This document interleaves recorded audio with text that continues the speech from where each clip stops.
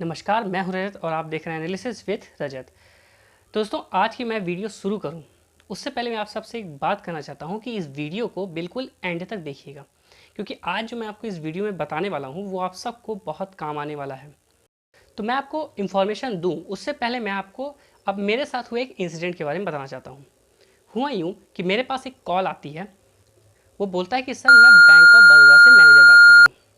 तो जिसका नाम वो लेता है, दरअसल उस नाम का व्यक्ति मुझे थोड़ा सा वो लगता है। मैंने पूछा कि आप कौन से बैंक से बोल रहे हैं, क्योंकि जब वो मैनेजर का नाम लेता है तो मेरा भी बैंक अकाउंट है बैंक ऑफ बड़ौदा में, तो मैं वहाँ जाता हुई रहता हूँ, इसलिए मुझे वहाँ के मैनेजर और एम्प्लॉयज़ दोनों को ही मैं अच्छी तरह से जानता हूँ।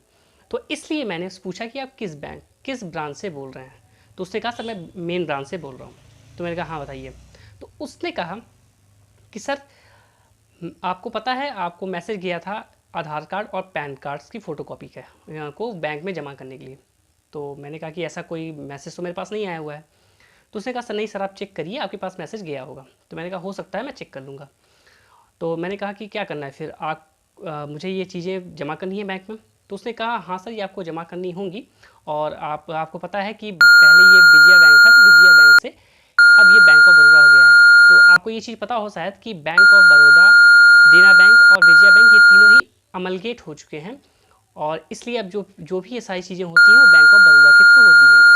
तो इसलिए उसने कहा कि ये चीज़ें आपको वहाँ पर डॉक्यूमेंट्स आपको जमा करने होंगे। फिर बात ही बातों में उसने मुझे पूछा कि क्या आपने बैंक ऑफ बड़ौदा का एटीएम कार्ड यूज़ किया था। तो मैंने कहा नहीं, मैंने यूटीएम कार्ड उसका यूज़ नहीं किया है।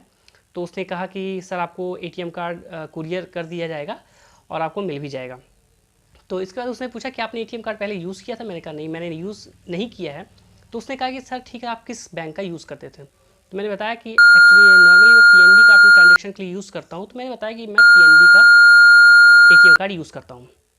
तो उसके बाद उसने कहा कि सर आप एक काम करिए, आप कौन सा फ़ोन यूज़ करते हैं पहले मुझे ये बताइए। तो मैंने कहा कि मैं एंड्रॉयड फ़ोन यूज़ करता हूँ। तो उसने कहा ठीक है, आप प्ले स्टोर खोलिए और उस पर डालिए ANYDESK। तो मैंने डाल दिया उस पर एन। तो जब मैंने उस पर ANYDESK लिखा तो बहुत ही सिंपल सा आ गया, एनी डेस्क। और जब उसने ऐसा कहा करने के लिए, तो फिर मैंने उसका फ़ोन डिस्कनेक्ट कर दिया। अब आप सोच रहे हो कि मैंने ऐसा क्यों किया, मैंने उसका फ़ोन डिस्कनेक्ट क्यों किया। तो दरअसल वो जिस सॉफ्टवेयर को, एप्लीकेशन को डाउनलोड करने के लिए कह रहा था, दरअसल उसे एनी डेस्क कहते हैं। और एनी डेस्क का यूज़ क्या होता है इसको मैं बता दूंगा, लेकिन पहले मैं बता दूं कि this is a phishing call. यानी कि ये फ़िशिंग कॉल थी जो मुझे की गई थी।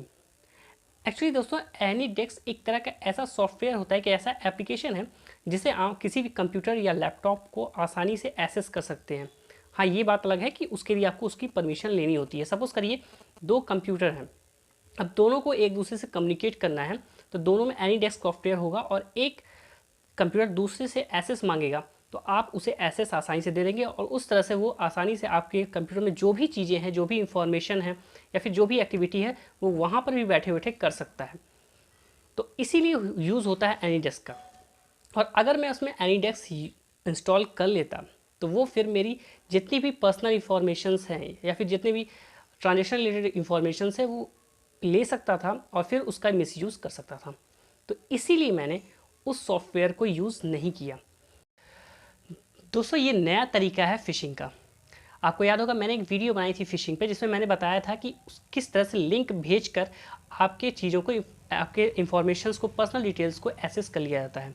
तो ये एक नया तरीका अपनाया गया है, क्योंकि लोगों को अब इन अटैकर्स को पता चल गया है कि लोगों को ये तरीका पता चल गया है कि किस तरह से हम फ़िशिंग करते हैं। तो इन्होंने ये एक नया तरीका अपनाया है कि वो खुद आपको इस तरह से मैनिपुलेट करेंगे, इस तरह से चीज़ें करेंगे कि आपको ये लगेगा कि ये मेरे फ़ायदे की चीज़ हो रही है। आप आसानी से एनडीएस को इंस्टॉल करेंगे और फिर वो आपके सारी एसेट्स को खुद ही ले लेगा। तो इस चीज़ से सतर्क रहिएगा। अगर इस तरह की कॉल आती है और ऐसा के साथ आपको ऐसा करने को कहा जाता है, तो प्लीज़ इस चीज़ को न करिएगा, और इस वीडियो को दूसरों के साथ शेयर करिए और लोगों को इस चीज़ के बारे में बताइए कि एनी डेस्क को अगर कोई इंस्टॉल करने को कहे तो प्लीज़ ऐसा न करिएगा जब तक आप उस व्यक्ति को पर्सनली नहीं जानते हैं। तो बस यही छोटी सी इन्फॉर्मेशन आप सबको देनी थी। अब मिलते हैं अब अगली वीडियो में एक नई खबर और एक नए मुद्दे के साथ। तब तक जय हिंद।